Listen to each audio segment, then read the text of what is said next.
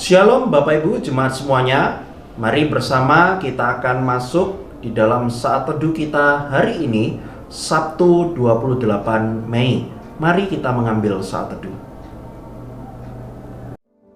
Apa yang sedang aku alami hari ini seringkali membuatku berpikir betapa besarnya bebanku, betapa beratnya pergumulanku. Tapi saat ini Engkau datang Tuhan dan berkata bukan itu yang harus kau pikirkan. Tapi pikirkanlah dengan siapa engkau berjalan, kepada siapa engkau berharap, karena aku Tuhan yang mampu melakukan segala perkara. Hanya kepadanya ku kan berlari di saat ku bimbang dalam hidupku. Yang aku percaya dalam hadiratnya ada kekuatan yang baru. Walau ku melangkah dalam tekanan, badai pencobaan datang menghadang. Yang aku percaya dalam hadiratnya ada kekuatan yang baru. Ku kan terbang tinggi bagai Raja Wali di atas segala persoalan hidupku. Dan aku percaya saat ku bersama Dia, tiada yang mustahil bagi Dia.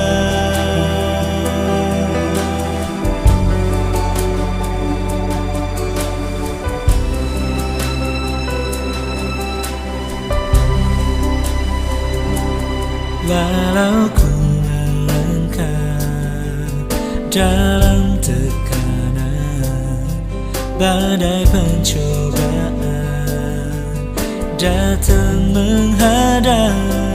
Yang aku percaya dalam hadiratnya ada kekuatan yang baru. Ku kan terbang tinggi bagai Raja Wali di atas segala persoalan hidupku. Dan aku percaya saat ku bersama Dia, tiada yang mustahil bagi Dia. Bagai induk Raja Wali yang mengajarkan anaknya terbang, seperti itulah Engkau bagiku Bapa. Setiap hembusan badai adalah latihan bagi kekuatan sayapku. Aku akan terbang tinggi dan semakin tinggi. Ku kan terbang tinggi bagai Raja Wali di atas segala persoalan hidupku. Dan aku percaya saat ku bersama Dia, tiada yang mustahil bagi Dia.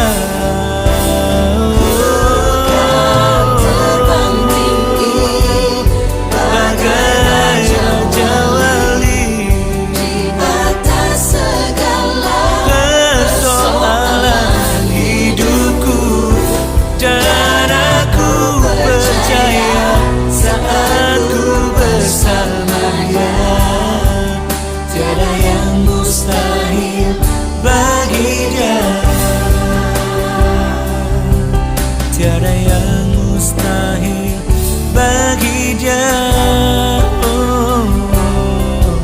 Tiada yang mustahil bagi Dia.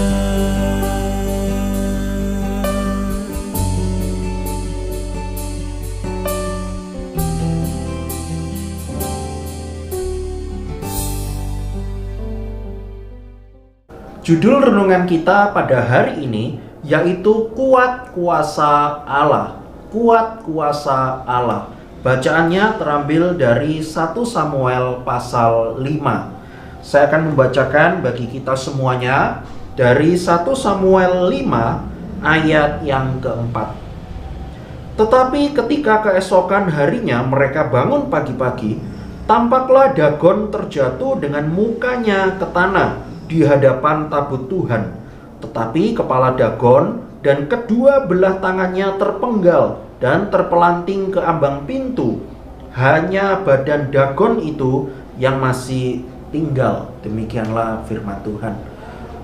Kalau kita membaca renungan harian yang kemarin, lalu juga membaca dari 1 Samuel pasal yang keempat, kita mendapati bahwa orang Filistin berhasil mengalahkan orang Israel, lalu kemudian merampas tabut Allah. Dan renungan harian pada hari ini terambil dari 1 Samuel pasal yang kelima, mencatat sebuah peristiwa bahwa tabut Allah yang sudah dirampas oleh orang Filistin tersebut, mereka itu lalu menaruh tabut Allah yang telah terampas tersebut ke dalam kuil dewa Dagon. Pada saat itu orang Filistin memang mempunyai sebuah kuil dewa Dagon yang menjadi dewa atau Allah mereka. Mereka meletakkan tabut Allah tersebut ke dalam kuil dewa tersebut, dewa Dagon.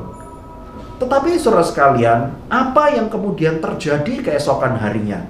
Tercatat tadi di dalam ayat yang keempat, ketika orang-orang Filistin pagi-pagi mereka masuk ke dalam kuil tersebut, mereka mendapati sebuah hal yang membuat mereka sangat kaget dan seakan-akan membuat mereka tidak percaya.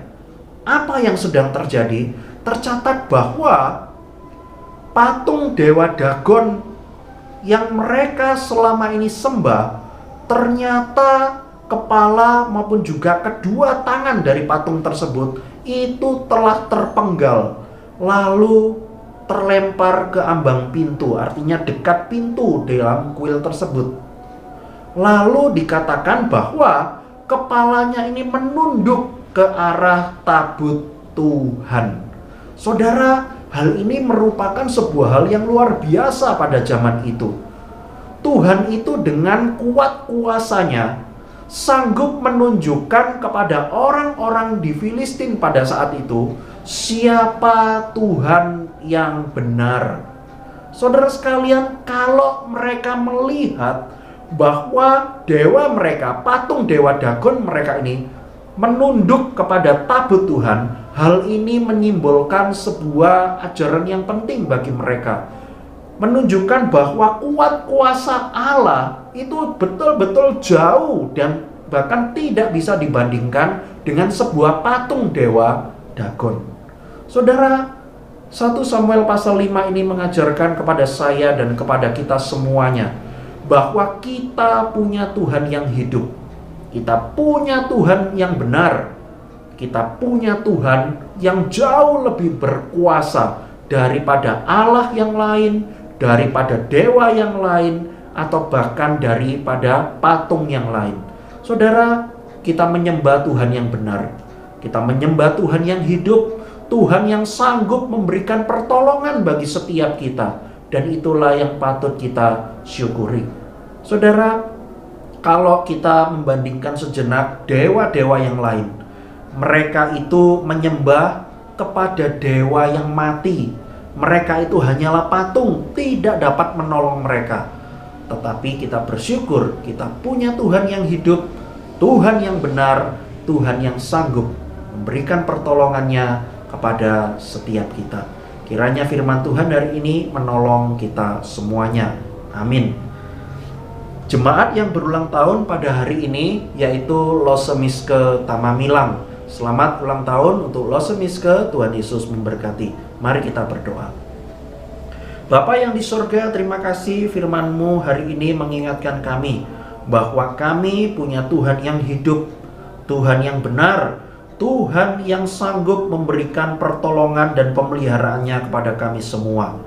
Kami juga berdoa menyerahkan untuk Los Semiske yang hari ini berulang tahun.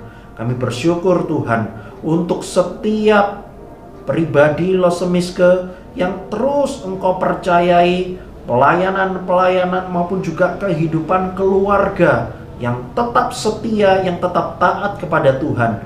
Bahkan mereka semua keluarga ini terus dipakai oleh Tuhan untuk dapat menjadi berkat bagi banyak orang. Tuhan, kami menyerahkan untuk Los Semiske terus diberikan kesehatan dan iman yang kuat di dalam mengikut Tuhan, bahkan juga di dalam mendampingi suami maupun juga merawat kedua anaknya, bahkan juga untuk merawat oma yang ada di rumah. Kiranya Engkau terus memakai beliau menjadi seorang pribadi yang menjadi berkat bagi keluarga maupun juga jemaat-jemaatnya.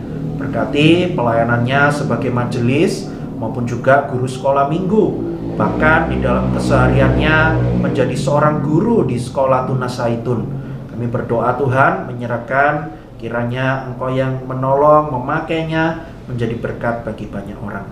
Terima kasih Tuhan, di dalam nama Tuhan Yesus kami sudah berdoa. Amin.